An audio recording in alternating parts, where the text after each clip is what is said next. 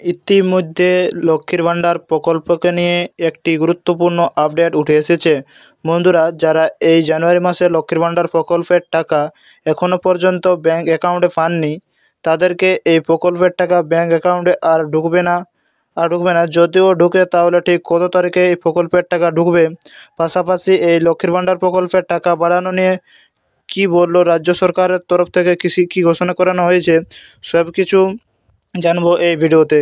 আশা করি ভিডিওতে আপনারা প্রত্যেকেই প্রথম থেকে শেষ পর্যন্ত সঙ্গে থাকবেন। তো আপনারা সরাসরি দেখতে পাচ্ছেন, রাজ্য সরকারের অন্যতম জনপ্রিয় প্রকল্প লক্ষ্মীর ভাণ্ডার নিয়ে আবারও শুরু হয়েছে নতুন আলোচনা। মুখ্যমন্ত্রী মমতা বন্দ্যোপাধ্যায়ের এই উদ্যোগও রাজ্যের মহিলাদের আর্থিক সুরক্ষা প্রদানের বিশেষ ভূমিকা পালন করে আসছে। তবে এবার নতুন বছরের শুরুতেই এই প্রকল্পের অনুদানের পরিমাণ বৃদ্ধি পেতে পারে বলেন রাজ্য সরকার। তাহলে এই প্রথম বছরের শুরুতে লক্ষ্মীর ভাণ্ডার প্রকল্পের টাকা বৃদ্ধি পেতে পারেন বলে জানান রাজ্য সরকার।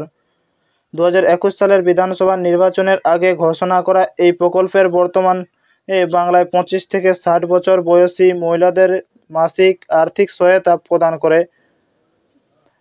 করেন। 60 বছর বয়সের পর লক্ষ্মী ভাণ্ডারের সুবিধাভোগীরা বার্ধক্য ভাতার আওতায় আসেন।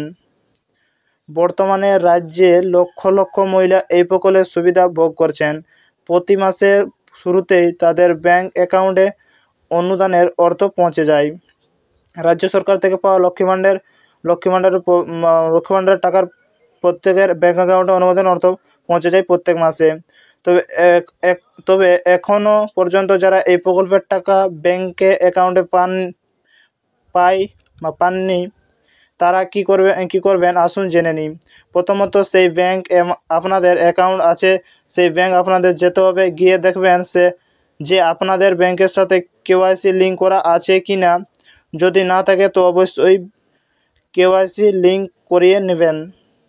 অবশ্যই যদি ব্যাংকের অ্যাকাউন্টে যেয়ে দেখবেন যে ব্যাংক অ্যাকাউন্টে কেওয়াইসি করা আছে কিনা। কেওয়াইসি যদি না করে থাকে, তাহলে কেওয়াইসি লিঙ্ক ব্যাংকের স্টাফদের সঙ্গে কথা বলে ব্যাংকের কেওয়াইসি করে নেবেন। অনেক ক্ষেত্রে দেখা যাচ্ছে যে কেওয়াইসি লিঙ্ক আছে, কিন্তু আপনাদের দুটি ব্যাংক অ্যাকাউন্ট রয়েছে। সেক্ষেত্রেও দুটি ব্যাংক অ্যাকাউন্ট থাকলেও কিন্তু পয়সা না ঢোকার সম্ভাবনা।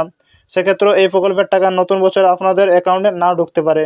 অন্যদিকে যাদের জয়েন্ট ব্যাংকের অ্যাকাউন্ট রয়েছে, মানে দুজনের ব্যাংক জয়েন্ট অ্যাকাউন্ট রয়েছে, তাদেরও ব্যাংকের টাকা না ঢোকার কথা ঘোষণা করেছে। অসুবিধা হতে পারে টাকা ঢোকার ক্ষেত্রে। তো সেই সমস্যাগুলো সমাধান করলে আপনারা এই প্রকল্পের টাকা ব্যাংকে পাবেন। ধরুন, কেওয়াইসি না থাকলে এই সমস্যা হতে পারে ব্যাংকে টাকা না ঢোকার, বা জয়েন্ট অ্যাকাউন্ট থাকে বা দুটো অ্যাকাউন্ট থাকলে এই টাকা না ঢোকার কথা ঘোষণা করেছেন।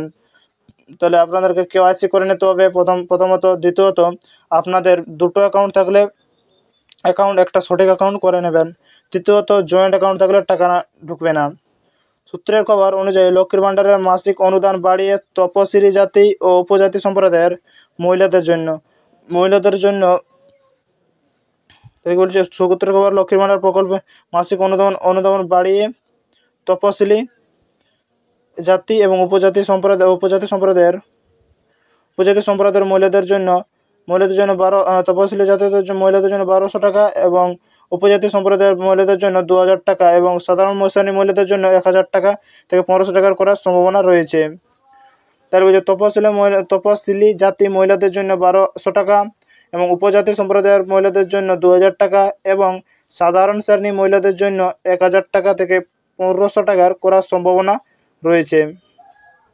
যদিও সরকার এখনও এই বিষয়ে আনুষ্ঠানিকভাবে কিছু ঘোষণা করেননি।